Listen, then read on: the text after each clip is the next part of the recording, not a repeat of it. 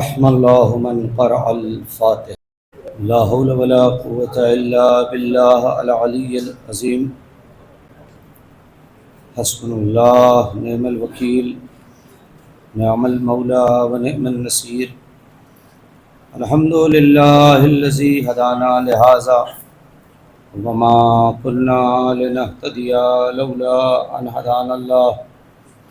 لقد جاءت رسل ربنا بالحق والصلاة والسلام على سید الانبیاء والمرسلین وخاتم النبیین وآلہ الطیبین الطاہرین محبوب رب المشرقین والمغربین وجد الحسن والحسین مولانا و مولا الثقلین بالقاسم محمد.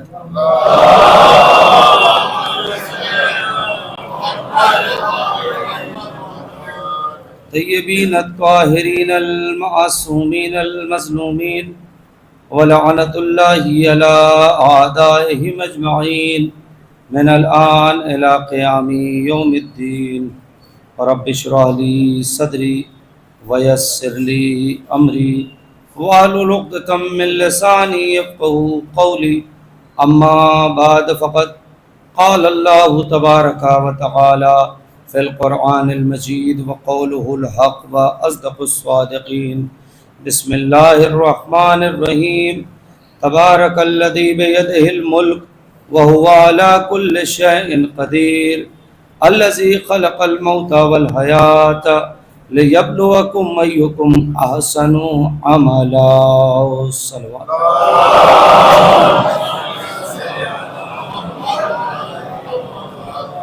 آپ حضرات سے گزارش ہے ایک مرتبہ سورہ الحمد اور 3 مرتبہ سورہ توحید کی تلاوت فرما کے مرحوم انتخاب حسین ابن نیاز محمد کی روح کو عطیہ فرمائیں.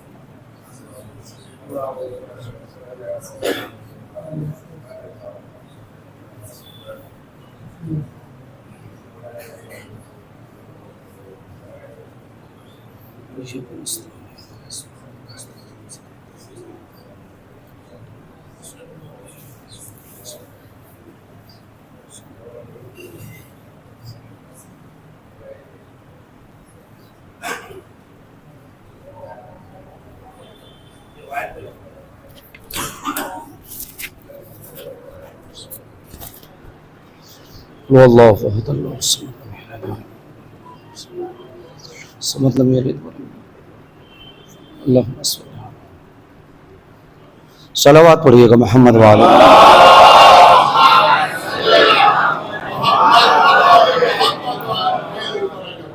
حضرات گرامی قدر ایصال ثواب کی مجلس ہے بیٹوں کی طرف سے باپ کے لیے. کل دوپہر میں نے اسی جگہ ایک مجلس پڑھی تھی اور عنوان تھا اس مجلس کا باپ. پھر کل رات میں بھی آپ سے کچھ باتیں کی تھی شہید اور شہادت کی منزلت میں. آج چونکہ ایصال ثواب کی اور فاتحہ کے عنوان سے بھی مجلس ہے اور بیٹوں کی طرف سے مجلس ہے باپ کی، 2 سے 3 باتیں آپ کی خدمت میں عرض کروں گا کم وقت میں اور مجلس مکمل کر دوں گا. سورہ ملک کی ابتدائی آیت میں نے آپ کی خدمت میں عرض کی ہے جس میں پروردگار عالم یہ کہتا ہے کہ تبارک الذی بیدہ الملک وہو علی کل شیء قدیر. پاک ہے وہ ذات کہ جس کے دست قدرت میں، یا یوں ترجمہ کروں کہ پاک ہے وہ ذات جس کے دست زبردست میں ملک ہے. سورہ ملک کے لیے ہے کہ نماز عشاء کے بعد، جیسے مغرب کے بعد واقعہ پڑھنا ہے، عشاء کے بعد سورہ ملک اگر انسان پڑھے تو علماء ایک بات کہتے ہیں، میں اس کو اپنے ڈھنگ سے کہنا چاہوں گا قبلہ، کہ اگر ملک چاہیے تو ملک پڑھو. صلوات پڑھیں محمد و آل محمد.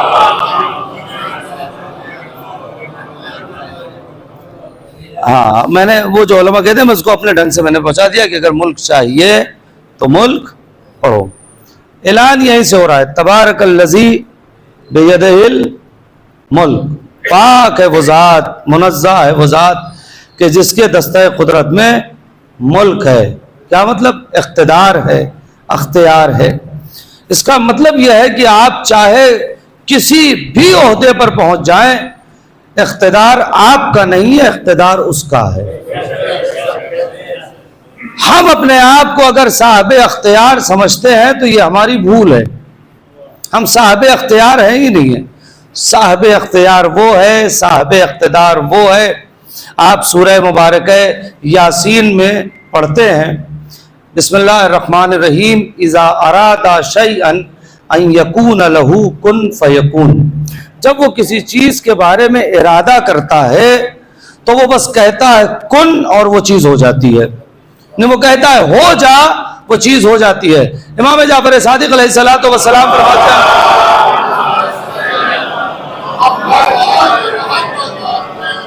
کہ جو قرآن نے کہا ہے لفظ کن نہ، یہ تمہیں سمجھانے کے لیے کہا ہے کن، ورنہ اس کا ارادہ ہی چیزوں کو بنانے کے لیے کافی ہے. تو وہ مختار ہے، وہ مختار کائنات ہے. ساری کی ساری قدرت اس کے ہاتھ میں ہے. توجہ کریں گے، ساری کی ساری قدرت اس کے ہاتھ میں ہے. ہم مجبور محض ہیں، ہمارا تو کچھ نہیں ہے. چونکہ ایک ایصال ثواب کی مجلس سے میں چاہتا ہوں پہنچا دوں، ہم مجبور محض ہیں، کچھ نہیں ہے ہمارا. توجہ کریں گے، بڑے فخر کے ساتھ اگر ہم کوئی بات کہتے ہیں تو وہ یہ کہتے ہیں میری آنکھ میں جو چاہوں دیکھوں، میری زبان میں جو چاہوں بولوں، میرا دل میں جو چاہوں کروں، میرا دماغ میں جو چاہوں سوچوں، میرا ہاتھ جہاں چاہوں ڈالوں، میرا پیر جہاں چاہے چلا جاؤں. یہ آپ کی بھول ہے کہ آنکھ آپ کی ہے. یہ آپ کی بھول ہے کہ زبان آپ کی ہے. یہ آپ کی بھول ہے یہ ہاتھ اور پیر آپ کے ہیں. یہ آپ کی بھول ہے یہ دل و دماغ آپ کا. کچھ آپ کا نہیں ہے. توجہ کریں گے، کچھ آپ کا نہیں ہے.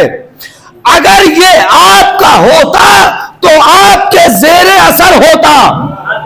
توجہ کریں گے، اگر یہ آپ کا ہوتا تو آپ کے زیر اثر ہوتا. یہ ہمارے بڑے بھائی ہیں مولانا اشرف امام صاحب، تقریباً 20 برس سے مجھے جانتے ہیں. یہ ذیشان ہے، تقریباً 17-18 برس سے بھی جانتے ہیں. میں 15 برس پہلے چشمہ نہیں لگاتا تھا. 15 برس پہلے چشمہ نہیں لگاتا تھا، اب لگاتا ہوں. کیوں؟ 15 برس پہلے ایسا کیا تھا اور اب ایسا کیا ہو گیا کہ میں 15 برس پہلے چشمہ نہیں لگاتا تھا اور اب لگاتا ہوں؟ کہ 15 برس پہلے آنکھ مضبوط تھی تو چشمہ نہیں لگاتا تھا، اب دور کی نگاہ کمزور ہو گئی ہے، مجھے چشمہ لگانا پڑ رہا ہے. یہی ہے. آپ سچ بتائیے گا، ان ہتھیلیوں کے اندر، ان انگلیوں کے اندر 20 برس کی عمر میں جو آپ کی طاقت تھی وہ اب ہے؟ کیوں نہیں ہے؟ ہاتھ تو آپ کا تھا، تو یہ طاقت کم کیوں ہو گئی؟ وقت کے ساتھ نگاہ کا کمزور ہونا، وقت کے ساتھ ذہن کا کمزور ہونا، وقت کے ساتھ دل کا کمزور ہونا، وقت کے ساتھ اعضاء و جوارح کا کمزور ہونا یہ بتاتا ہے یہ آپ کا نہیں تھا. آپ کا ہوتا تو روشنی کل جیسی تھی آج ویسی ہوتی، ذہن و دل کل جیسا تھا آج ویسے ہی رہتا، دل و دماغ کل جیسے تھے آج ویسے ہی رہتے، اعضاء و جوارح کل جیسے تھے آج ویسے ہی رہتے. کمزور ہونا بتا رہا ہے کہ کسی نے طاقت دی تھی، کسی نے طاقت لے لی. توجہ کریں، صلوات پڑھیے گا محمد وآل محمد.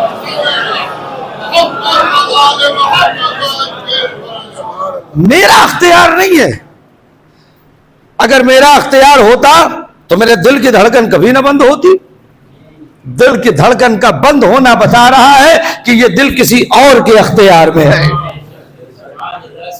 رات کو اچھے خاصے سوئے تھے، اچانک پیرالائز ہو گیا، خدا نہ خواستہ اب اٹھ نہیں پاتے. بڑا کر رہا تھا طاقت کے اوپر، قوت بازو کے اوپر، اب کیا ہو گیا؟ گزب پیرالائز کا اٹیک ہو گیا، اب بیچارے چل نہیں سکتے. میں نے کہا ہاتھ پیر تو ان کے اپنے تھے، یہ طاقت کہاں چلے گی؟ اس کا مطلب یہ ہے کہ یہ کچھ نہیں ہے آپ کا، یہ آپ کو ایک امانت ہے جو دی گئی ہے. نہیں توجہ کر رہے ہیں جہاں تک لے جانا چاہتا ہوں. یہ ایک امانت ہے، یہ آنکھ، یہ زبان، یہ دل، یہ دماغ، یہ ہاتھ، یہ پیر، یہ ایک امانت ہے جو آپ کو دی گئی ہے، اور جس نے دیا ہے وہ واپس لے گا. امانت کے اندر ایک فارمولا ہے کہ جیسی دی جائے ویسی واپس لی جائے گی. نہیں غور کر رہے ہیں بھئی؟ یہی ہے نا. یہ میں گھڑی آپ کو اگر دے دوں کہ بھئی کسی کچھ دیر ذیشان ہمارے چھوٹے بھائی ہیں یہ رکھے رہو، تو جب تک میری اجازت نہیں ہو پہننے کی بھی نہیں اجازت نہیں ہے، یہ رکھے رہیں اور بعد میں لا کے مجھے دے دیں. جیسی چیز دی جائے ویسی ہی واپس کرنا امانت داری ہے. آپ یہ بتائیے جب آپ آئے تھے تو آپ کی آنکھ کیسی تھی، اور جب جا رہے ہیں تو آنکھ کیسی ہے؟ جب آئے تھے تو زبان کیسی تھی، اب جا رہے ہیں تو زبان کیسی ہے؟ کہیں اگر غلط ہوا ہے، ہم جب آتے ہیں نا تو لوگ کہتے ہیں معصوم. بس اسی فریم میں اپنے آپ کو رکھیے کہ جب جائیے تو لوگ کہیں معصوم. تب تو آپ امین ہیں، تب تو آپ نے امانت. اچھا لوگوں کے کہنے کی کوئی ویلو ہی نہیں ہے. ایک بات اور کہہ رہا ہوں، لوگوں کی کہنے کی کوئی ویلو نہیں ہے، کیونکہ ہمارے ہاں جو ہے نمبر شہرت پہ ملتے ہیں، خدا کے ہاں نمبر نیت پہ ملتے ہیں. نہیں تو کر رہے ہیں. ہمارے ہاں صاحب بہت مشہور خطیب ہے، انہیں بلا لیجئے، چونکہ شہرت ہے. خدا کے ہاں نمبر کیا ملتا ہے؟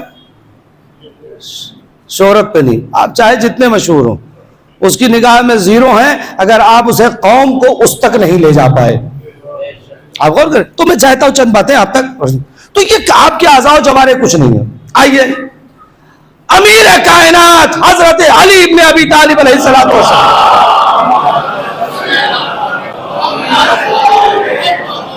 جو روایت سنانا چاہتا ہوں اشارے سے آپ کی مجلس میں، یہ روایت چوتھے امام سے بھی ہے، امیر کائنات سے بھی روایت ہے، چوتھے امام سے بھی روایت ہے. اچھا کبھی کبھی اگر کوئی ایک روایت کسی ایک امام سے بھی اور کسی ایک امام سے، آپ کو تعجب نہیں کرنا چاہیے، اس لیے کہ ان کی زبان الگ ہوتی ہے، لہجہ ایک ہوتا ہے.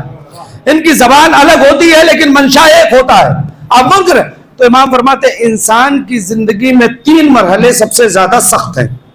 امیر کائنات فرماتے ہیں، سنیے گا، انسان کی زندگی میں 3 مرحلے سب سے زیادہ سخت ہیں. پہلا مرحلہ، توجہ کریں گے، انسان کی زندگی میں 3 مرحلے سب سے زیادہ سخت ہیں. پہلا مرحلہ جب انسان ملک الموت کو دیکھتا ہے. دوسرا مرحلہ جب گھر کے افراد، دوست احباب، چاہنے والے منو مٹی کے نیچے دبا کے چلے جاتے ہیں. تیسرا مرحلہ جب اسے میدان قیامت میں لایا جائے گا اور عالم یہ ہوگا نفسا نفسی کا عالم، نہ شوہر بیوی کو پہچانے گا، نہ بیوی شوہر کو پہچانے گی، نہ ماں بیٹی کو پہچانے گی، نہ بیٹی ماں کو پہچانے گی، نہ باپ بیٹے کو پہچانے گا، نہ بیٹا باپ کو پہچانے گا. سب اپنے نامہ اعمال لے کے پریشان ہوں گے. امیر کائنات فرماتے ہیں یہ 3 مرحلے انسان کی زندگی کے سخت ہیں.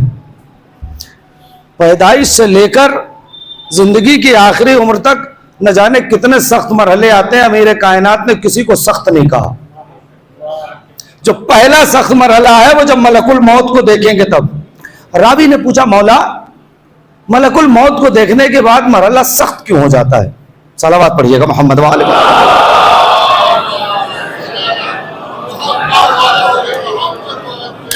دیکھیں فاتح کی مجلس سے میں چاہتا ہوں کبھی سلمان سے بھی گفتگو سن لیجئے.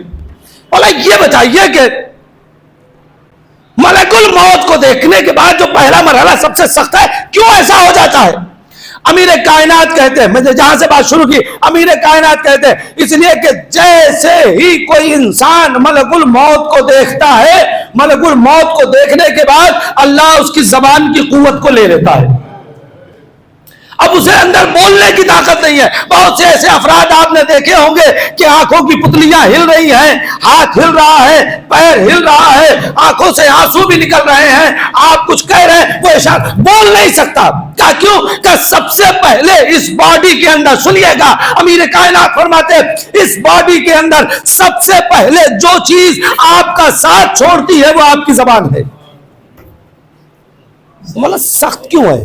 سخت کیوں ہے؟ کہ اس لیے سخت ہے کہ گھر والے رو رہے ہوں گے, گھر والے بلک رہے ہوں گے, لوگ چلا رہے ہوں گے, ایک شور گریہ ہوگا, ہر آدمی اپنی اپنی باتیں کہہ رہا ہوگا, آپ ملک الموت کو دیکھ رہے ہوں گے, مگر آپ اپنی نہیں کہہ پائیں گے.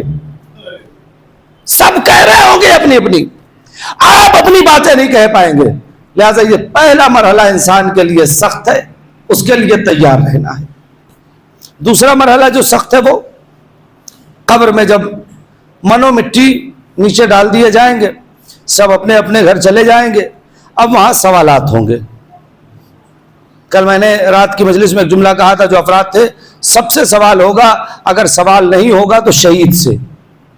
شہید سے قبر کے اندر کوئی سوال نہیں ہوگا, اسے بغیر سوال و جواب, بغیر حساب و کتاب جنت میں داخل کر دیا جائے گا. خیر, اس طرف نہیں جانا ہے. دوسری منزل, تیسری منزل جو سب سے زیادہ سخت ہے وہ برزخ میں لایا جانا. یہ 3 منزلیں صرف یاد رکھیے گا, بعد میں کچھ چیزیں آئیں گی. بات جہاں سے چل رہی تھی آپ کی بدن, آپ کی بدن پہ آپ کا کنٹرول ہے. کون کہتا ہے آپ کی بدن پہ آپ کا کنٹرول؟ بظاہر لگتا ہے کہ آپ چاہیں گے تو ہاتھ اٹھتا ہے, آپ نہیں چاہیں گے تو نہیں اٹھتا. بظاہر یہی تو ہے نا. لیکن اگر دماغ کمزور ہو جائے تو آپ چاہ کے بھی ہاتھ نہیں اٹھا سکتے, اپنی مرضی سے نہیں اٹھے گا. یہ الگ بات ہے کہ پوری باڈی ایک دوسرے سے ملی ہوئی ہے, لیکن اس مالک نے اس باڈی پر اپنا کتنا کنٹرول رکھا ہے. کسی کا ہارٹ کا آپریشن ہو, ایک صاحب کا مثلا ہوا ہارٹ کا آپریشن, وہ آ گئے اپنا سرجری ورجری کروا کے, ڈاکٹر صاحب کا بڑا بڑا شکریہ. بھائی مولانا صاحب کیا بتائیں, بہت اچھا ڈاکٹر مل گیا, میری جان بچا لی اس نے. اچھا ڈاکٹر صاحب بہت اچھے مل گئے, جان بچا لی, بہت اچھی بات ہے. اور واقعاً اگر کسی بیماری میں اچھا طبیب مل جائے تو یہ ایک نعمت ہے خدا کی طرف سے. اچھے ڈاکٹر مل گئے, سنیے گا, اچھے ڈاکٹر مل گئے اور انہوں نے جان بچا لی میری, ورنہ میں تو بالکل موت کے, مولانا میں تو وینٹیلیٹر پہ چلا گیا تھا. ڈاکٹر, میں نے کہا ہوا کیا تھا آپ کو؟ کہنے کہ اٹیک آ گیا تھا. اچھا, دل کی دھڑکن بلاکیج آ گیا تھا, دھڑکن کمزور ہو گئی تھی, تو کس نے بچا لیا؟ میں نے کہا ڈاکٹر صاحب نے. تو میں نے کہا, کہہ لیں گے صاحب کیا بتائیں, پوری فیملی تھینک یو کہتے ہوئے اور شکریہ کہتے ہوئے نہیں تھک رہی ہے. ہم نے کہا یہ بتائیے آپریشن ہوا کیسے؟ بولا صاحب مجھے تو کچھ پتا نہیں ہے, میں تو بیمار تھا اور مجھے تو بے ہوش کر دیا گیا تھا, اب وہ کیسے ہوا وہ تو میں نہیں جانتا. ہاں جب ہوش میں آیا تو دیکھا سینہ بھی چیرا ہوا ہے اور ایک جگہ پیر میں بھی, نہیں غور کر رہے ہیں, ایک جگہ. میں نے کہا دل کی دھڑکن کمزور تھی تو یہ پیر کے اندر آپریشن کیوں ہوا؟ کہنے لگے یہاں سے ایک نس نکالی گئی اور یہاں لگائی گئی. نہیں توجہ کر رہے ہیں, یہاں سے ایک نس نکالی گئی اور یہاں لگائی گئی. میں نے کہا واہ بھائی کیا کمال کی باتیں کرتے ہو, یہاں سے نس نکال کے جس نے یہاں لگایا اس کا تو شکریہ ہے, جس نے یہاں نس رکھا اس کا کوئی شکریہ ہی نہیں ہے.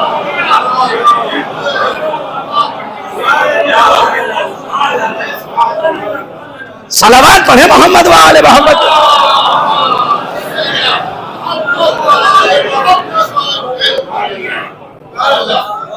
بھائی اگر نس نکال کے یہاں لگانے والے کا شکریہ ادا ہوگا تو جس نے رکھا ہے, سوچے وہ خدا کتنا آپ کو چاہتا ہے, اسے پتا. اچھا میں نے کہا بھائی کیا معاملہ, یہاں کیوں آپریشن کی ضرورت پڑی؟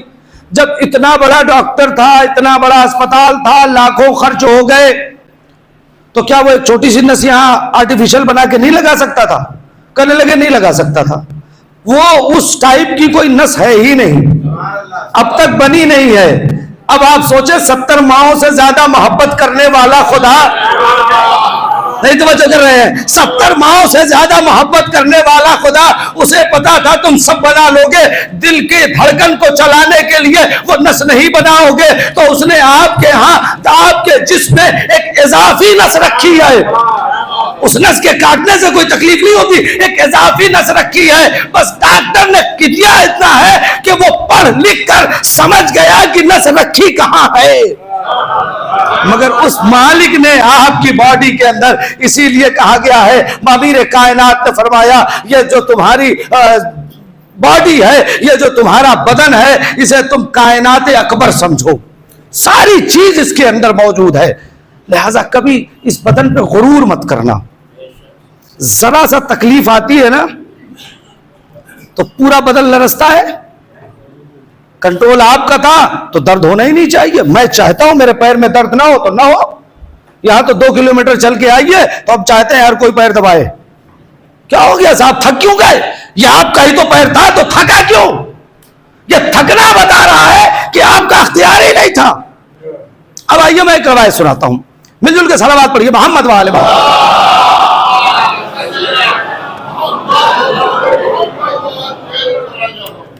ایک بار اور دور پڑھیے محمد وآل محمد.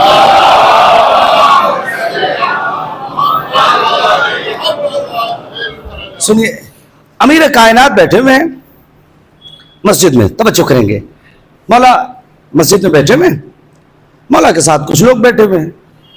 میں لوگ کہوں گا, صحابی کہنے پہ لوگ کہتے ہیں کہ پتہ نہیں کس کو کیا کہہ رہے ہیں, تو میں کچھ لوگ بیٹھے ہوئے تھے, آپ غور کریں, بس کچھ لوگ بیٹھے ہوئے تھے. سب کو صحابی مت کہا کیجئے. آپ نبی کے ساتھ بیٹھنے والا صحابی نہیں ہوتا ہے, توجہ کر رہے ہیں, ایسا نہیں ہے. جو ہمارے ہاں جو 1400 سال سے پرابلم آئی وہ یہی آئی کہ جو بھی آ کے نبی کے ساتھ بیٹھنے لگا ہم اس کو صحابی کہنے لگے, ورنہ صحابیت ایک بہت بڑا رتبہ ہے جو سب کو نہیں مل سکتا ہے. تو اٹھنے بیٹھنے والے اور جو نبی کا ہوتا ہے نا, میں آتا ہوں, پہلے یہ روایت سنا دوں, سنیے. تو امیر کائنات بیٹھے ہوئے, کچھ لوگ امیر کائنات کے ساتھ بیٹھے ہوئے. اس میں سے ایک شخص اٹھا, بھائی توجہ کر لینا, ایک شخص اٹھا, اس نے کہا یا علی میں جا رہا ہوں. کہا جاؤ. وہ مسجد کے باہر گیا, مسجد کے باہر جوتا اترا تھا, اس نے اپنے جوتے میں پیر ڈالا. اب میں جان بوجھ کے پہنچا رہا ہوں, اس نے اپنے جوتے میں پیر ڈالا اور جوتے کے اندر پہلے سے بچھو بیٹھا ہوا تھا. وہ اس نے ڈنک مار لیا بچھو نے. ایک جملہ کہوں, جو سمجھ گیا اس کے لیے میں سبحان اللہ کہہ دوں گا, وہ مدینے کا بچھو تھا, امروہے کا نہیں. صلوات پڑھیے محمد وآل محمد.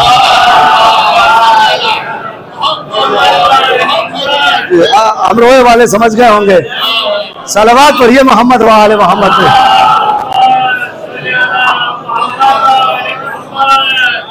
جو لوگ نہیں جانتے انہیں بتا دوں کہ امروہے کے بچھو ڈستے نہیں ہیں. آپ غور کریں, وہاں پر ایک مخصوص درگاہ ہے, جی آپ جائیں, میں تو جا کے وہاں دیکھ چکا ہوں, تجربہ کر چکا ہوں, ہاتھ پہ اسے وہ ڈنک نہیں مارتے. خیر, تو یہ مدینے کا بچھو تھا, اب اسی پہ آپ کو لطف لینا تھا. خیر, ہمارے ہاں بات آگے ہی جملہ کہہ دوں, ہمارے یہاں جب تاریخ دیکھی جاتی ہے تو کہا جاتا ہے دیکھو سب کچھ ہو, کمر در اقرب نہ ہو. کہتے ہیں نہیں, کمر در اقرب نہ ہو. کمر در اقرب ہم نے مدینے میں بہت دیکھے.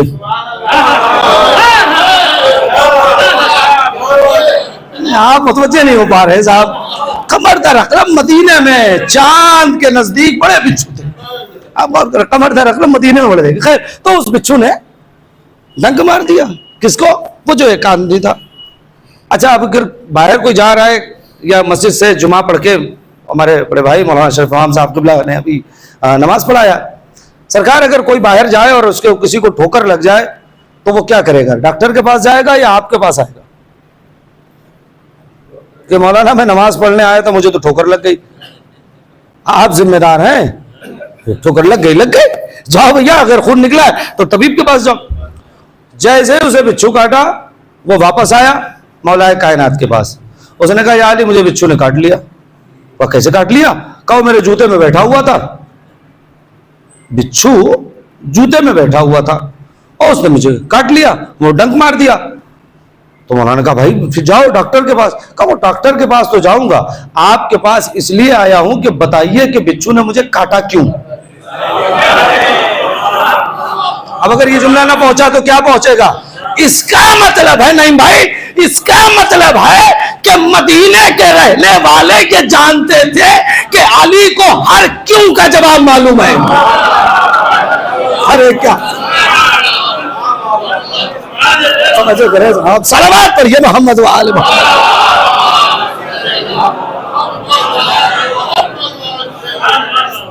اس کا مطلب یہ نکلا کہ مدینے والے یہ جانتے تھے کہ علی کو ہر کیوں کا جواب معلوم ہے.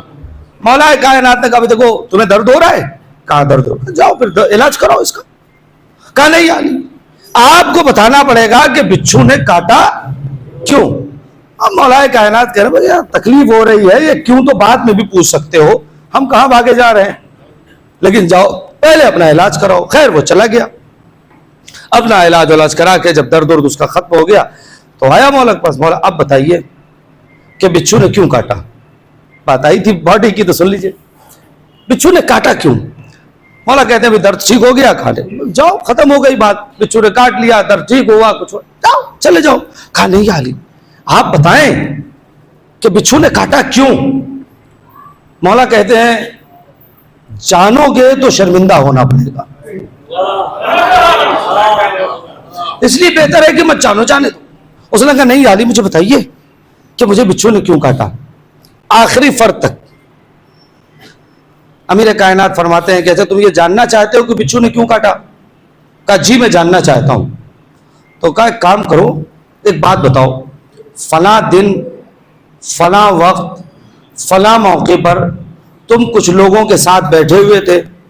پوری توجہ سرکار دعا چاہوں گا میں آپ حضرات سے لے کر یہاں سے لے کر وہاں تک. فلاں دن فلاں جگہ فلاں وقت تم کچھ لوگوں کے ساتھ بیٹھے ہوئے تھے. کہا جی بیٹھا ہوا تھا. کہا وہاں سلمان کی غیبت ہو رہی تھی. نہیں آپ نہیں بولیں گے, سلمان کی غیبت ہو رہی تھی. کہا جی مولا ہو رہی تھی. کہا تم نے دفاع کیوں نہیں کیا. نہیں توجہ کر, تم نے دفاع کیوں نہیں کیا. اب سچ بتائے ہو رہی تھی غیبت جہاں وہاں علی نہیں تھے, مگر اس کے بعد بھی علی کو پتا ہے کہ سلمان کی غیبت کہاں ہو رہی ہے.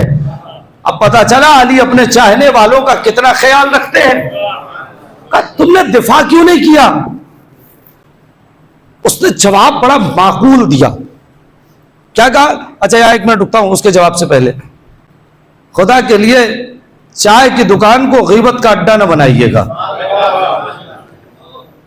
ہمارے ہاں چائے کی دکان, ناشتے کی دکان اور ہوٹل اور یہ سب اس وقت, اب تو خیر مسجد کے آفیسز بھی بننے لگے ہیں, آپ غور کیجئے گا.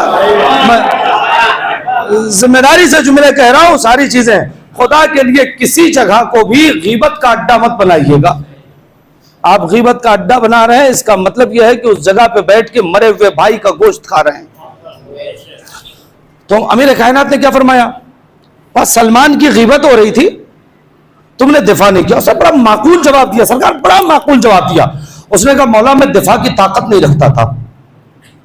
جواب معقول ہے بھئی, معقول جواب ہے, بزرگان موجود ہے, معقول جواب ہے نا. مولا میں دفاع کی طاقت نہیں رکھتا تھا. تو پھر امیر کائنات فرماتے مولا تو مولا ہے. کہ اگر تم دفاع کی طاقت نہیں رکھتے تھے, وہاں سے اٹھ کے جانے کی طاقت تو رکھتے تھے. تم دفاع کی طاقت نہیں رکھتے تھے, وہاں سے اٹھ کے جانے کی طاقت. کہا جی مولا جانے کی طاقت رکھتا تھا. کہا تم اٹھ کے نہیں گئے نا, اسی لیے اللہ نے اس بچھو کو مسلط کر دیا.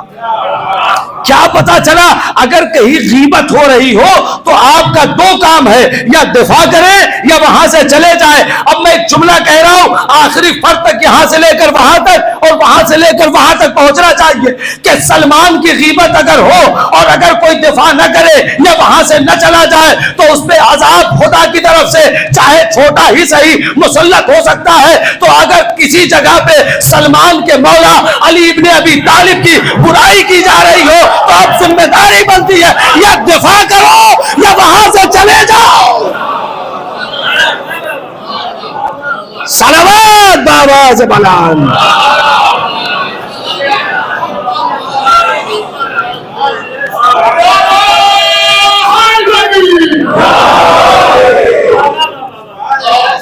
ایک بار اور صلوات پڑھیے محمد و آل محمد.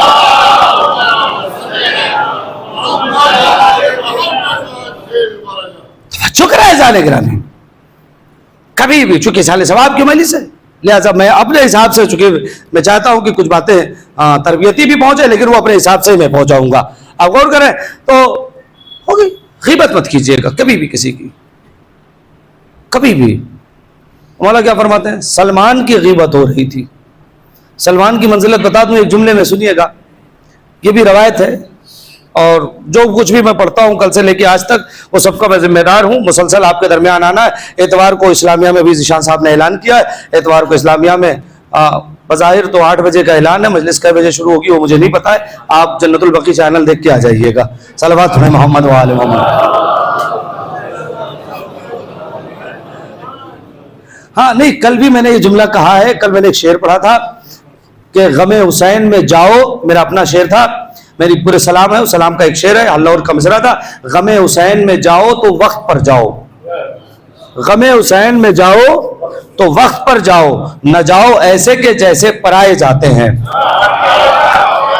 لہذا آپ حضرات جو ہے پرائے کی طرح نہ جائیے گا. مجلس کا اعلان ہے تو میں پھر کہہ رہا ہوں, بار بار کہہ رہا ہوں, کل دوپہر کی مجلس میں بھی اور رات کی مجلس میں بھی, اور اب بھی کہہ رہا ہوں کہ مومنین کوشش یہ کریں کہ جس وقت مجلس کا وقت دیا گیا ہے اس وقت پہنچیں, اور منتظمین سے گزارش ہوتی ہے کہ جو مجلس کا وقت دیا جائے اس وقت پہ آپ شروع کروا دیجئے. 2 آدمی آئے 10 آدمی آئے فرق نہیں پڑتا, اس لیے کہ خدا رسول اہل بیت کبھی مجمع نہیں چاہتے. تو آپ کیوں مجمع چاہتے ہیں؟ جسے آنا ہوگا آ جائے گا, نہیں آنا ہوگا نہیں آئے گا. آپ اپنا کام کیجئے, آپ اپنا کارواں آگے بڑھاتے رہیے. اور پھر اس کے بعد ملاٹ سے یہ صدا بلند ہوگی, میں اکیلا ہی چلا تھا جانب منزل مگر لوگ ساتھ آتے گئے اور کارواں بنتا گیا. آپ غور کریں, اس شعر پہ تضمین بھی کی ہے کسی نے, میرے خیال سے بہرحال بزرگ شاعر تھے, اس وقت نام ذہن میں نہیں. انہوں نے دیکھیں لوگ مصرے لگاتے ہیں, کہاں سے ڈھونڈ کے لاتے ہیں. امروہے کے لوگوں کو میں دیکھ رہا ہوں, چاہتا ہوں شعر و ادب کی زمین ہے, ایک جملہ پہنچ جائے. انہوں نے کیا اوپر سفکار مصرع لگا دیا. مصرع تھا بڑا مشہور شعر ہے کہ میں اکیلا ہی چلا تھا جانب منزل مگر لوگ ساتھ آتے گئے اور کارواں. اوپر کا نیچے کا مصرع وہی مصرع لگا دیا, آیا تھا شیطان دنیا میں اکیلا ہی مگر لوگ ساتھ آتے گئے اور کارواں بنتا گیا. صلوات پڑھیں محمد و آل محمد.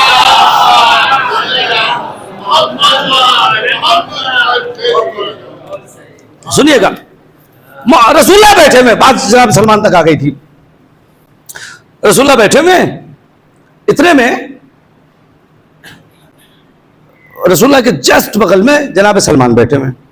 جناب سلمان غریب تھے, اور ایک جملہ میں کہوں, غریب ہم اپنے اعتبار سے کہہ رہے ہیں غریب تھے, ورنہ سلمان سے بڑا کائنات میں کوئی امیر نہیں تھا. آپ غور کریں, لیکن غریب بعنوان ہی کہ ایک ردا تھی, وہی اوڑھتے تھے وہی بچھاتے تھے, اور اسی میں ایک طرف کھانا بھی باندھ لیتے تھے. ایک ردا تھی تو اب ظاہر سی بات اسی میں کھانا ہونا بھی باندھتے تھے. تو ایک صاحب آئے رسول اللہ کے پاس اور رسول اللہ سے کہا, رسول اللہ کچھ لوگ ہیں مکے کے مدینے کے جو آپ سے ملنا چاہتے ہیں, لیکن وہ صاحب ثروت ہے, چونکہ بغل میں آپ کے سلمان بیٹھے ہوتے ہیں لہٰذا وہ آتے نہیں ہیں. کہا کیوں؟ کہا اس لیے کہ سلمان کے کپڑے سے بدبو آتی ہے. اب کھانا اس میں ہے تو سلمان کے کپڑے سے بدبو آتی ہے. تو رسول اللہ نے کہا ان سے کہے تو وہ اپنے گھر پہ بیٹھے رہیں, مجھے سلمان کی بدبو میں خوشبو آتی ہے. صلوات پڑھیں محمد و آل محمد. اجازت ہے مجھے یہی پسند ہے, مجھے یہ قناعت پسند ہے. خیر, اس میں ایک صاحب تھے بڑے تیز ترار, سنیے گا, ایک صاحب بڑے تیز ترار تھے. ہوں گے یار ہم کو رسول اللہ سے بات کرنا ہے اور یہ آدمی بیٹھا رہتا ہے, جب جاؤ تو یہی بیٹھا رہتا ہے. تو وہاں کا ٹھیک ہے ہم خود دیکھ لیں گے, اس میٹر کو ہم خود سالو کر لیں گے. وہ آئے, پتہ نہیں کیسے آپ جملہ سنیں گے, وہ آئے اور آنے کے بعد جناب سلمان رسول اللہ کے بغل میں بیٹھے ہوئے تھے. سلمان سے اٹھو یہاں سے, وہاں جا کے بیٹھو.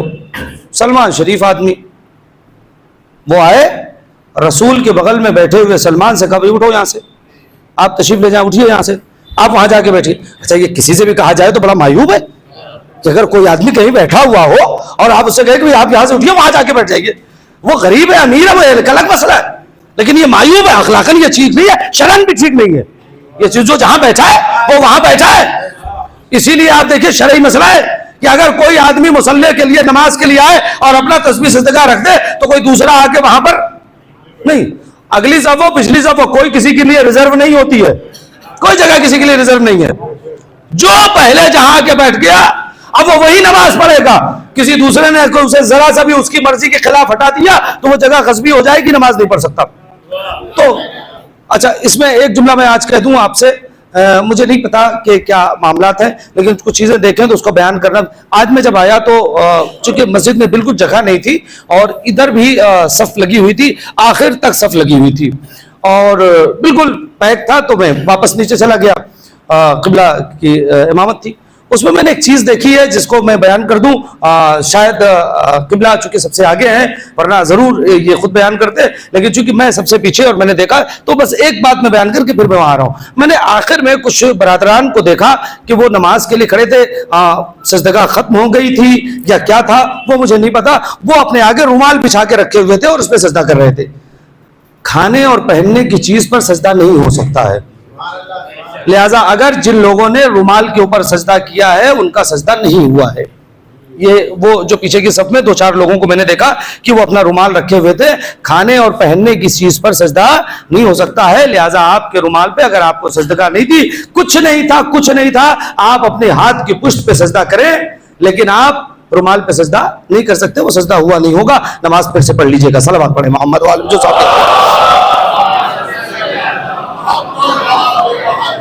چونکہ میں نے دیکھ لیا تھا تو میرے لیے شاید ضروری ہو گیا تھا کہ میں بتا دوں، چونکہ قبلہ بہت آگے ہوتے ہیں لہذا قبلہ کو پتا نہیں رہا ہوگا، تو یہ بتا دوں رومال پہ سجدہ نہیں ہو سکتا ہے۔ خیر انہوں نے کیا سلمان سے کہا آپ اٹھیے یہاں سے، آپ وہاں جا کے بیٹھیے۔ اب سلمان شریف آدمی وہ اٹھے، وہ وہاں جا کے بیٹھ گئے، یہ رسول اللہ کے بغل میں بیٹھ گئے، رسول اللہ نے پشت گھما لی، چہرہ گھما لیا۔ اللہ کے نبی ہم آپ سے کچھ بات کر رہے ہیں، اللہ کے نبی نے کہا پہلے آپ اٹھیے یہاں سے، یہ روایت ہے، رسول اللہ نے کہا آپ اٹھیے، کہا میں آپ سے کچھ بات، کہا آپ اٹھیے پہلے، وہ اٹھ گئے، سلمان پھر یہیں آ کے بیٹھو، سلمان کو بٹھا لیا، کہا اب کہو کیا کہنا ہے۔ روایت کہتی ہے رسول کے چہرے پہ غضب کے آثار، رحمت للعالمین کے چہرے پہ آثار غضب نمایاں ہو گئے سلمان کو ان کی جگہ سے ہٹانے پر۔ میں اگر جملہ پہنچے تو بولنا بھائی، سلمان کو ان کی جگہ سے ہٹانے پر رسول کے چہرے پر آثار غضب نمایاں ہو گئے اور سلمان کو وہی لا کر بٹھا دیا۔ اب مجھے انصاف سے بتاؤ، اگر سلمان کو کوئی ان کی جگہ سے ہٹا دے تو رسول کے چہرے پر آثار غضب نمایاں ہو جاتا ہے، تو اگر کوئی مولا کائنات جسے رسول کہیں بٹھا کے جائے،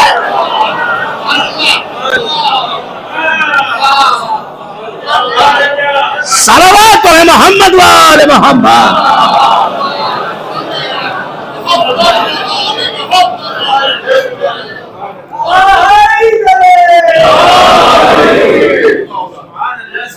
ایک بار اور صلوات پڑھیے گا محمد وآل محمد۔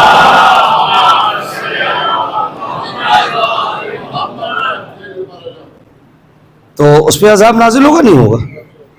پیغمبر اکرم اس سے راضی ہوں گے اگر کوئی مولا کائنات کو ان کی جگہ سے ہٹا دے کہ نہیں صاحب آپ نہیں، ہم یہاں بیٹھیں گے، آپ یہ تو بھائی شریف لوگ ٹھیک ہے جاؤ بیٹھو۔ آپ غور کیجیے، آل محمد علیہ الصلوۃ والسلام کا مقایسہ کسی سے کیا نہیں جا سکتا، کوئی نہیں ہو سکتا ہے۔ آپ غور کر رہے ہیں، کوئی نہیں کائنات میں اہل بیت جیسا کوئی ہو نہیں سکتا ہے، کوئی نہیں ہو سکتا ہے۔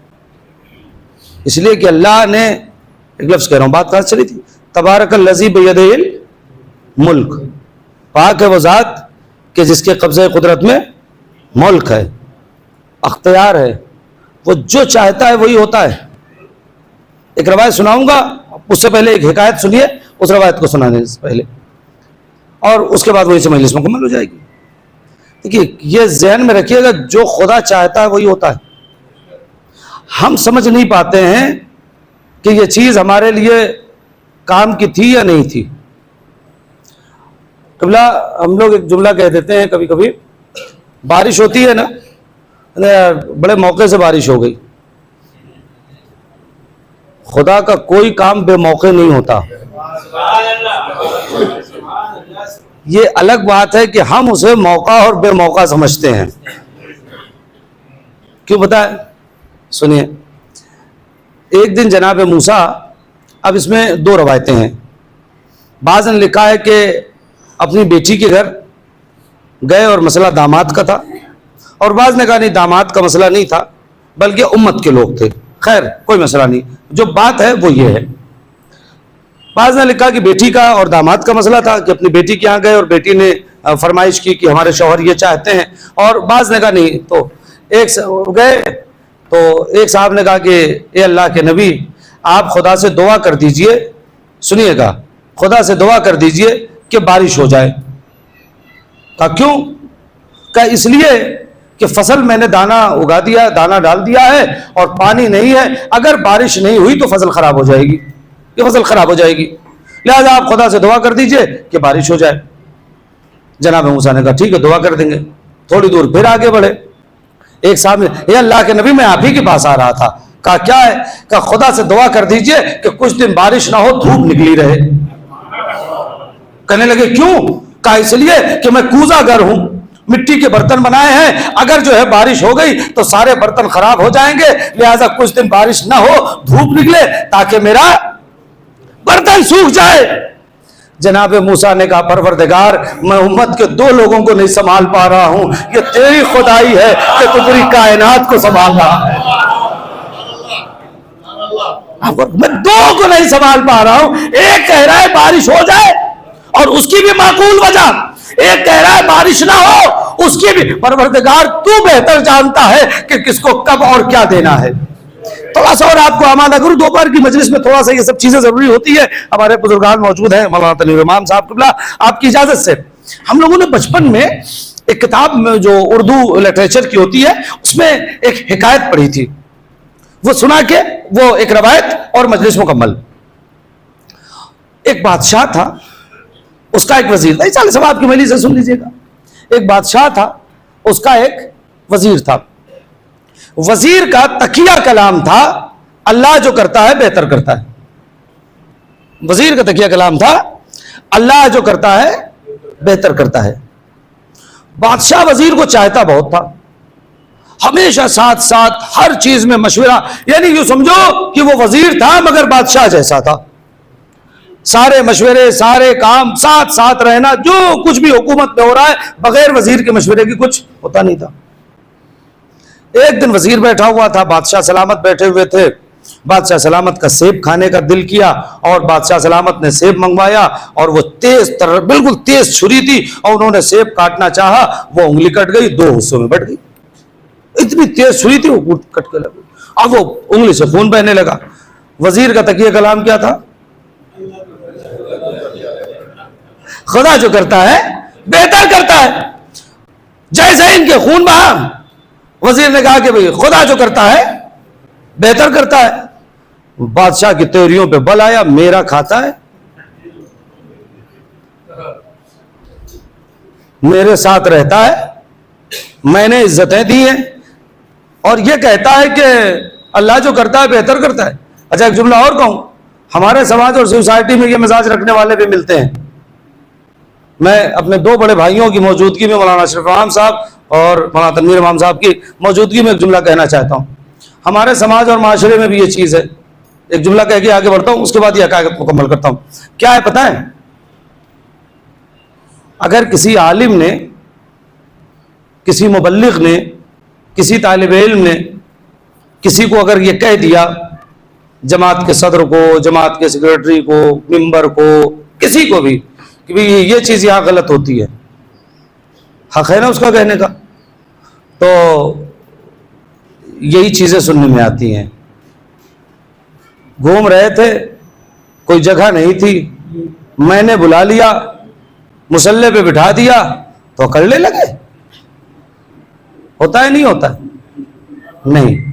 میں تو کہوں گا ضرور, جو بات پڑھنے کی ہے وہ تو پڑھوں گا.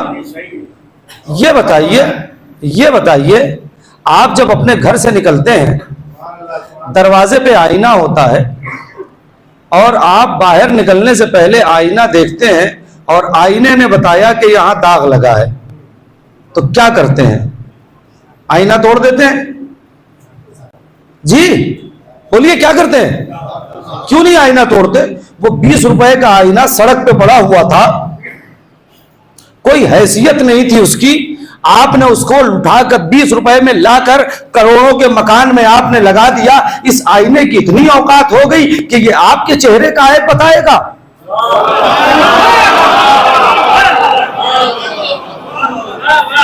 آپ نہ لاتے تو نہ جانے کس جھوپڑی میں, کس فٹ پاتھ پہ پڑا رہتا. آپ کہیں گے نہیں صاحب, آئینے کا کام ہے عیب بتانا. نہیں توجہ کر رہے ہیں؟ آئینے کا کام ہے عیب بتانا.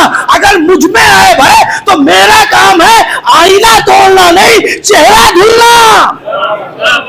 میں اپنا چہرہ دھلوں, میں آئینے کو نہیں توڑوں. لہذا اس نے کیا کہا کہ اللہ جو کرتا ہے بہتر کرتا ہے. میرا کھاتا ہے اور کہتا ہے اللہ جو کرتا ہے بہتر کرتا ہے, اسے ڈال دو جیل میں. اب یہ غدار ہو گیا ہے.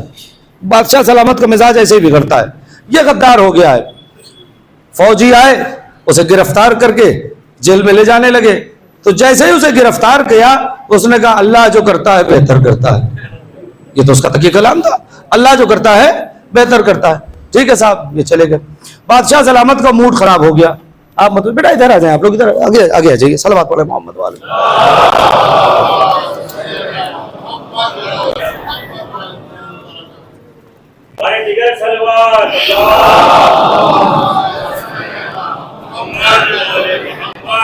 سنیے گا, بہت اچھا آپ نے سن لیا نا, اسی آخری کے جملے. اب وہ خدا جو کرتا ہے بہتر. بادشاہ سلامت کا موڈ خراب ہو گیا. اب جب ان کا موڈ خراب ہو گیا تو یہ ہوا کہ چلے ذرا سا شکار اکار کر کے آئے, تھوڑا سا جائیں گے, موڈ فریش ہو جائے گا. بادشاہ سلامت اپنے کچھ لوگوں کو لے کے شکار کرنے کے لیے چلے گئے. اب یہ بادشاہ سلامت گئے شکار کرنے کے لیے, شکار کے پیچھے دوڑے اور اپنی فوج سے بچھڑ گئے. اپنی فوج سے بچھڑ کے جنگل میں چلے گئے. وہاں پر آدم خور افراد تھے, جنگلی تھے, انہوں نے بادشاہ سلامت کو پکڑ لیا.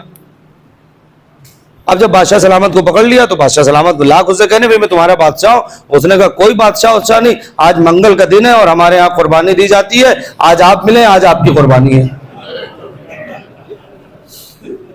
ہمارے ہاں ہر منگل کو قربانی ہوتی ہے اور آج آپ مل گئے, آج آپ کی قربانی ہو. اب یہ لاکھ کہہ رہے ہیں صاحب وہ آدم خور, وہ کہہ رہے نہیں صاحب کچھ نہیں ہو سکتا, آج تو آپ گئے, ہم نے آج آپ کو پکڑ لیا ہے, آج آپ کو کاٹ ڈالیں گے, قربان کر ڈالیں گے اپنے بھگوان پہ, خدا پہ, جس میں بھی آج آپ کی بلی چڑھنی ہے. ٹھیک ہے صاحب, یہ بیچارے بڑے پریشان بادشاہ سلامت کی, یار میں کیا کروں.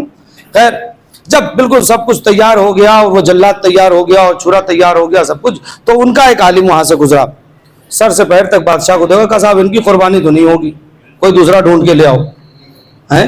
ان کی قربانی نہیں ہوگی, کوئی دوسرا ڈھونڈ کے لے آؤ. کہا ان کی انگلی کٹی ہے اور ہمارے یہاں ہے کہ عیبدار کی قربانی نہیں ہوگی. خدا جو کرتا ہے بہتر کرتا ہے. کبھی خدا کے کام میں آپ انگلی نہ رکھیے گا کہ صاحب یہ کیوں ہو گیا اور وہ کیوں ہو گیا.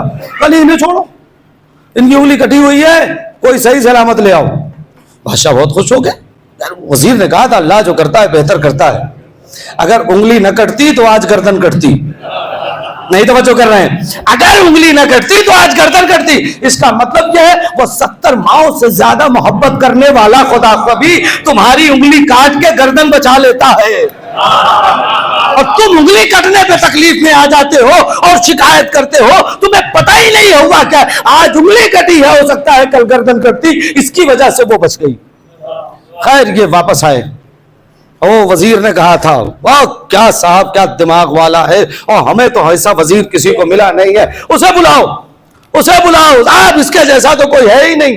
اسے بلاؤ. آئے بھائی معذرت, سوری, آپ نے کہا تھا اور یہ وہ. کہا ٹھیک ہے صاحب ساری باتیں تو سمجھ میں آ گئی. تمہیں جب ہم جیل میں ڈال رہے تو تم نے کہا اللہ جو کرتا ہے بہتر کرتا ہے. بھی میری انگلی کا فلسفہ تو سمجھ میں آ گیا، یہ تمہارا معاملہ کیا ہے؟ کہا سرکار میرا بھی معاملہ ویسے ہی ہے۔ کہا کیا؟ میں ہمیشہ آپ کے ساتھ رہتا ہوں، راستہ بھٹکتے تو دونوں بھٹکتے، آپ کی انگلی کٹی تھی میری نہیں۔ نہیں توجہ کر رہے ہیں آپ کی انگلی کٹی تھی میری نہیں کٹی تھی، آپ کو چھوڑ کے مجھے پکڑا جاتا، لہذا جب میں جیل میں جا رہا تھا تو میں نے کہا خدا جو کرتا ہے بہتر کرتا ہے، اگر میں یہاں نہ ہوتا تو وہاں مار دیا گیا ہوتا۔ کیا مطلب کیا نکلا؟ یہ بظاہر ایک واقعہ تھا، مطلب کیا نکلا؟ کبھی بھی خدا کے کسی امر میں آپ کو انگلی اٹھانے کا حق نہیں ہے، وہ جو کرتا ہے بہتر کرتا ہے اور آپ کی بہتری کے لیے کرتا ہے، یہ آپ کو نہیں پتا ہوتا ہے کہ یہ کیوں ہو گیا۔ وہ تکلیف دیتا ہے، وہ پریشان کرتا ہے، نہیں وہ پریشان نہیں کر سکتا، وہ تو آپ کا امتحان لیتا ہے۔ ختم کر دی گفتگو میں نے کہا تھا ایک روایت تک اشارے ثواب کی مجلس تھی، میں نے کہا چند باتیں، چونکہ بیٹوں کی طرف سے ایک باپ کے اشارے ثواب کی مجلس تھی، میں نے چند باتیں پہنچا دی۔ سنیے گا وہ کتنی محبت کرتا ہے خدا آپ سے، اگر وہ کسی کے بیٹے کو لے رہا ہے، کسی کے باپ کو لے رہا ہے، کسی کے شوہر کو لے رہا ہے، کسی کے بھائی کو لے رہا ہے، تو وہ اس میں بھی اس کی مصلحت ہے، وہ امتحان لے رہا ہے۔ ختم کر دی گفتگو۔ ایک صاحب گئے بازار میں غلام خریدنے کے لیے، گفتگو مکمل ہو گئی، بازار میں غلام خریدنے کے لیے گئے، تو اب آج کے زمانے میں تو ایسا نہیں ہے، لیکن پرانے زمانے میں باقاعدہ غلام بکتے تھے، اس کی پوری منڈی ہوتی تھی اور اس میں جاتا تھا انسان اپنی سکت کے اعتبار سے اور اپنے بجٹ کے اعتبار سے غلام خرید کے لاتا تھا۔ ایک صاحب گئے غلام خریدنے کے لیے، صاحب یہ کتنے کا؟ یہ 30 کا، یہ 40 کا، یہ 50 کا، یہ 60 کا۔ کونے میں ایک لڑکا کھڑا ہوا تھا، دبلا پتلا سا، ایک دم کمزور سا لڑکا، ایک طرف وہ بالکل ایک طرف کھڑا ہوتا ہے۔ کہا یہ کتنے کا؟ کہا یہ 100 روپے کا۔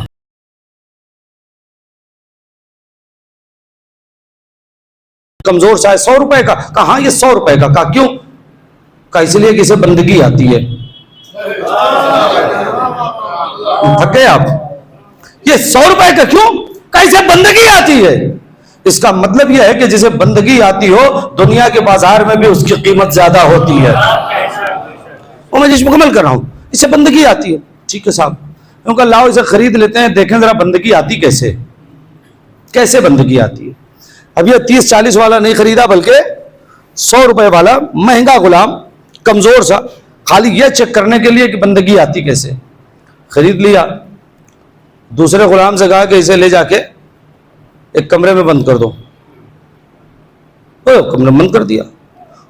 اب کسی کو کمرے میں بند کیا جائے تو اس کا حق ہے نا کہ پوچھے کہ بھی مجھے کیوں بند کرتے ہو؟ انہوں نے کہا مالک نے کہا۔ اچھا مالک نے کہا، کوئی بات نہیں۔ دوسرے دن دوسرے غلام کو بلایا، بھائی 24 گھنٹے ہو گئے اس کو بند کیے ہوئے، کوئی ریئیکشن؟ کا کوئی ریئیکشن نہیں، آرام سے کھا پی رہا ہے۔ کہا اچھا کھا پی رہا ہے، اس کا کھانا پانی بھی بند کر دو۔ کیوں؟ چیک کرنا ہے کہ بندگی آتی ہے یا نہیں آتی ہے۔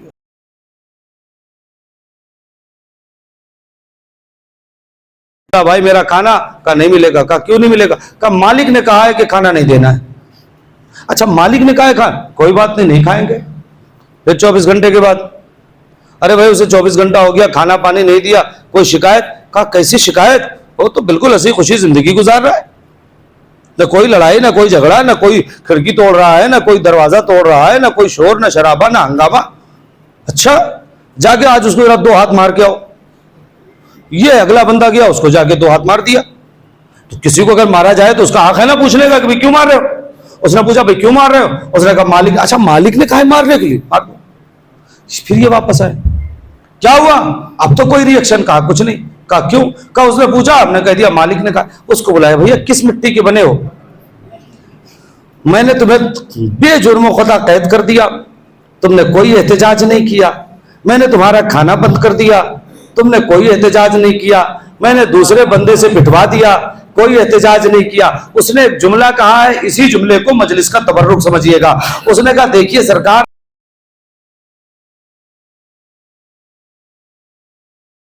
آقا کے فعل میں چوں اور چرا کر ہوں۔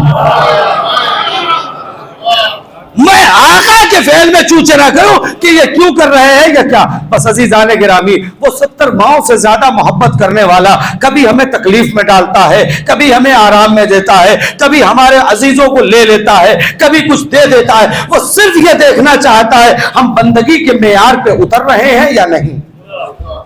غم کے موقع پہ کبھی خدا سے شکوہ مت کرنا. بس مجلس مکمل ہوگی. شکوہ مت کرنا. کیوں بتائیں؟ آپ یہ بتائیے، آپ چاہے جتنی مصیبت اٹھا لیں، جناب زینب سے زیادہ مصیبت کسی کی؟ جتنی مصیبت آپ اٹھا لیں، جناب زینب سے زیادہ مصیبت ہے؟ نہیں نا. میں ایک جملہ کہہ رہا ہوں، ابھی مصاحب تک آؤں گا. مجلس مکمل ہو گئی. جب ابن زیاد کے دربار میں بی بی پہنچی ہے، اس نے مذاق اڑایا ہے جناب زینب کا، خدا لعنت کرے اس پہ، مذاق اڑا. اس نے کہا کہ دیکھا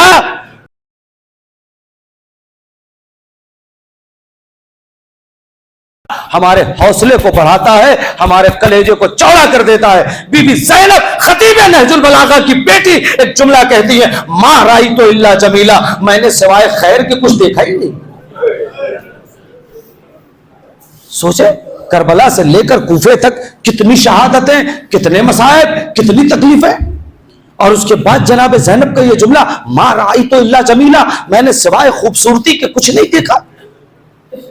یہ ہمارے حوصلے کو بڑھا رہا ہے کہ اگر کبھی تکلیف میں آ جانا تو شکایت مت کرنا، بلکہ یہی کہنا اسی میں خدا کی بہتری تھی. میں اس جملے کے ساتھ افتخار بھائی اور ان کے خانوادے کو صبر کی تلقین کروں گا. واقعاً اس دنیا سے والد کا چلا جانا بہت سخت ہوتا ہے، بہت سخت ہوتا ہے. لیکن عزیزوں، میں صرف ایک جملہ کہوں گا. افتخار بھائی اور آپ کے تمام بھائی، آپ کے والد پرسوں اس دنیا سے چلے گئے. جوار اہل بیت میں شان سے آپ نے جنازہ اٹھایا. آج فاتح کی مجلس ہے، مسجد بھری ہوئی ہے، اتنے افراد موجود ہیں، لوگ آپ کو مسلسل ٹیلی فون کر رہے ہیں، پرسہ دے رہے ہیں. خوش نصیب ہے نا آپ. غریب تو وہ بیٹا تھا جو اپنے باپ کے جنازے پہ کھڑا ہے، چہرے کا رنگ متغیر ہو رہا ہے. جناب زینب چاہنے والی پھوپھی آ کر کہتی ہے، اے بیٹا سجاد، ارے کیا اپنی جان دے دو گے؟ تو سید سجاد کہتے ہیں، اے پھوپھی اما آپ سے سچ بتائیں، کیا مجھ جیسا غریب بیٹا آپ نے کہیں دیکھا ہے جس کے باپ کا لاشا بے گور و کفن پڑا رہے اور بیٹا اتنا مجبور ہو کہ نہ اپنے باپ کو غسل دے سکے نہ کفن پہنا سکے؟ اللہ خدا کوئی غم نہ دے سوائے غم آل محمد کے. بس ارباب عزا معال مجلس یہی آنسو ہوتے ہیں. 2-3 جملے مصائب کی اور مجلس. حسین کی شہادت بڑی سخت ہے. وہ چاہے رخصتی ہو خیمے سے سید الشہداء کی، یا جنگ ہو، یا گھوڑے سے گرنا ہو. میں مکمل مصائب تو نہیں پڑھ پاؤں گا، لیکن میں ایک جملہ کہوں گا. باپ کا جانا سخت ہوتا ہے. کتنا سخت ہوتا ہے بتاؤں؟ خصوصاً بیٹی کے لیے. اگر مرحوم کی بیٹیاں ہیں تو میں جملہ کہوں گا، سخت ہوتا ہے نا بیٹی کے لیے، بہت سخت ہوتا ہے نا. اور اس کی دلیل جناب سکینہ نے دی.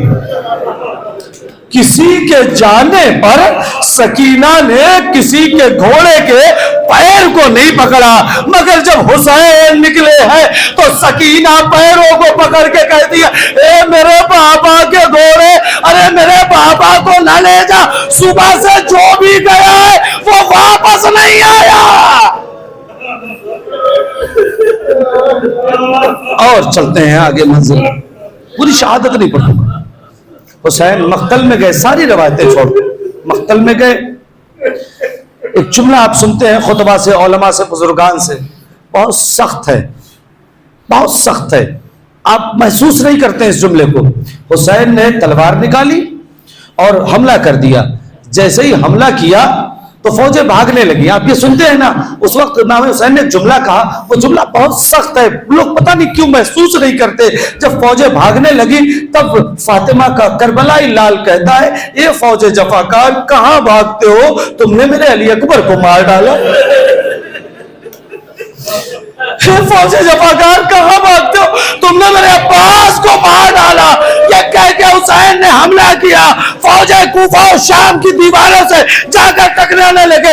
اتنے میں آواز آئی, تیروں پہ تیر کھا چکے, بس اے حسین بس, زخموں پہ زخم کھا چکے, بس اے حسین بس, ہم تم کو آزما چکے, بس اے حسین بس, اب سر جھکا دو خنجر بیداد کے لیے, ارے کچھ امتحان چھوڑ دو سجاد کے لیے. اتنا کہنا تھا, حسین نے تلوار کو نیام میں رکھا. باقی ہوئی فوجیں سمٹی, کوئی تیر مارتا ہے, کوئی تبر مارتا ہے, کوئی نیزہ مارتا ہے. حسین گھوڑے پر تیورا رہے. مجلس مکمل کر دی. حسین گھوڑے پر تیورا رہے. ادھر حسین گھوڑے پر تیورا رہے ہیں, ادھر ایک نشیب میں ایک ماں زمین کربلا صاف کرتی جاتی ہے اور کہتی جاتی ہے, اے عرض کربلا میرا بچہ ہے بے گناہ, اے عرض نینوا میرا بچہ ہے بے گناہ. ارے گھیرا ہے ظالموں نے میرے نور عین کو, اے ذوالفقار تجھ سے میں لوں گی حسین کو. ادھر حسین گھوڑے سے گرے, شمرا آگے بڑھا. تمام زیارت ناحیہ میں فرماتے ہیں امام کے سینے پر شمر بیٹھا اور کند خنجر چلانا شروع کیا. ادھر خنجر چلا, زمین کربلا کو زلزلہ, سیاہی جلی. زینب سجاد کے پاس آئی, اے بیٹا سید سجاد, ارے ذرا دیکھو کیا قیامت آ گئی. اب جو سید سجاد اٹھ نہیں سکتے تھے, پھوپھی نے سہارا دیا, خیمے کا پردہ ہٹا. خدا کسی بیٹے کو یہ منظر نہ دکھائے. سجاد نے دیکھا باپ کا سر ہے, نوکے نیزہ کی بلندی پہ آواز دی, پھوپھی اماں ہم یتیم ہو گئے, ہمارا بابا مارا گیا, آپ بن بھائی کی ہو گئے. سیعلم الذین ظلموا ایام قلب ينقلبون انا للہ و انا الیہ راجعون.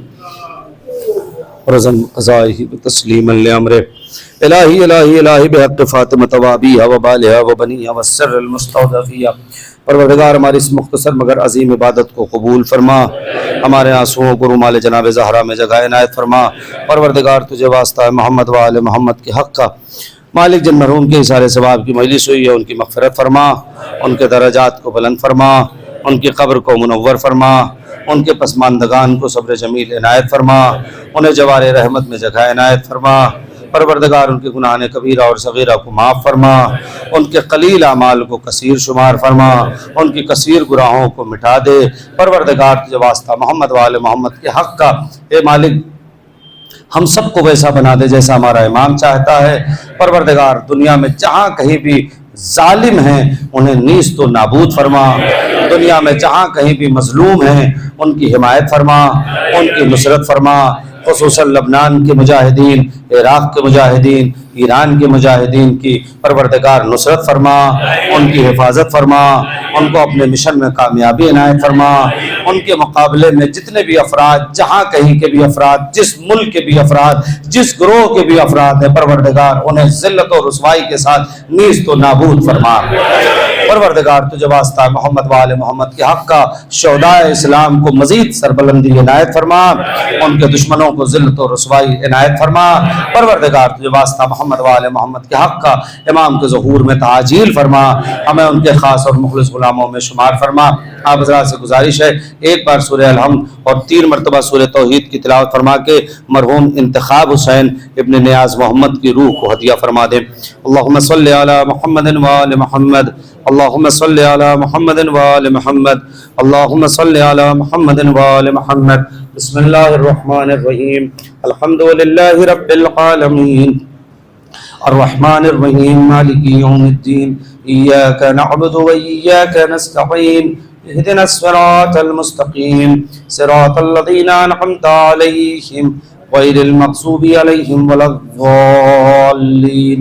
بسم اللہ الرحمن الرحیم, قل هو الله أحد الله الصمد لم يلد ولم يولد ولم يكن له كفوا أحد بسم الله الرحمن الرحيم قل هو الله أحد الله الصمد لم يلد ولم يولد ولم يكن له كفوا أحد بسم الله الرحمن الرحيم قل هو الله أحد الله الصمد لم يلد ولم يولد ولم يكن له كفوا أحد اللهم صل على محمد وآل محمد اللهم صل على محمد وآل محمد اللهم صل على محمد وآل محمد۔